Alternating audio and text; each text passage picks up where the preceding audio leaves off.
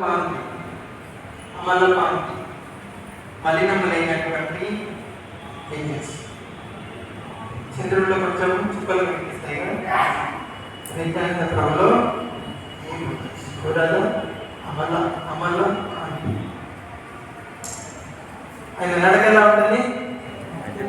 గజగజ ఏనుగు, చాలా బలమైనటువంటి ఏనుగు వెళ్తూ ఉంటాయి. వీటిలో చిన్న చిన్న కుక్కలు నక్కలు అవి ఏమైనా నడిచినా కూడా అది అసలు చూడదు కూడా చూడదు. చాలా టీవీగా దాన్ని పట్టింది నడుచుకుంటూ వెళ్తుంది.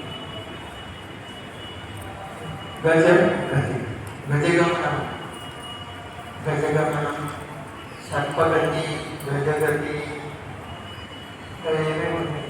శ్రీరంగం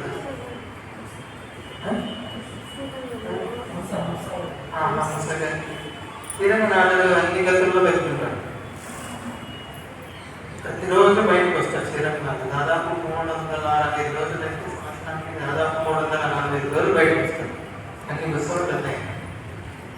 వచ్చినప్పుడు ఒక్కొక్కసారి ఒక్కొక్క నాటకం ఆడిస్తారు. ఎందుకు నాకు చెప్తారు. రంగనాథుడి నడక, రంగనాడ, తిరుమలవాడ, పంచికొడ, 3 విశేషం. అవి చెప్తారు. కొడ అంటే తెల్లగొడుగులు ఉంటాయి వరదరాజ స్వామికి. అది ప్రపంచంలో అలా ఎక్కడ ఉండవు. తిరుమలలో కూడా ఉండవు. తమ చూసారు ఎవరైనా? ఒకటే ఫోన్లో చూడండి. కంచి కొడ, తిరుమల వడ. తిన్నర వడ తాజా తాజా దగ్గరికి వచ్చింది. తాజా వడ. దోశ తిన్నాడా? ఆలోచన దోశ నీకు మారిపోతుంది. తిరుమల వడ. 3వది రంగనాడ. రంగనాథుడి నడక చూడాలంటే కళ్ళు ఉన్నాయంటే రంగనాథుడి నడక చూడాలి. అలా నడుస్తుంటారు. పూజారులు కూడా ఎలా శిక్షణ పొందుతారో. సర్పగతి, పాముగల అలా వెళ్తాడు. హంసగతి, గజగతి, అశ్వగతి, గుర్రం మీద ఇలా వెళ్తాడు. అలా భగవంతుని విష్ణుమూర్తిని పెట్టుకొని మనం అలా వెళ్తాం. సర్పం పాము ఏం చేస్తుందంటే లోపలికి వెళ్ళేటప్పుడు తెలుసా?